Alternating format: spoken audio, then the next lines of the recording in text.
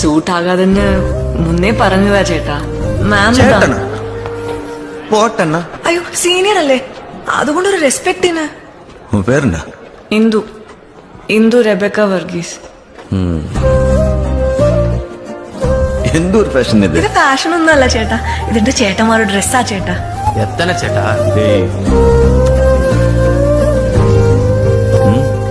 ഈ ഷൂവും കൂടെ ചുമ്മാ ഒരു ലുക്കിനിട്ടതാ ചേട്ടാ. ഞാൻ ഓക്കെ അല്ലല്ലോ, ഞാൻ തിരിച്ചു പോട്ടെ. തിരിച്ചു പോരിയാ? കോമ്പറ്റീഷൻ പാണ്ടിച്ചേരിലല്ലേ?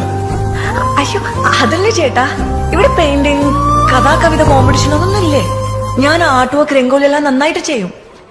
ടാറ്റു കൂടെ അടിക്കാൻ അറിയാം.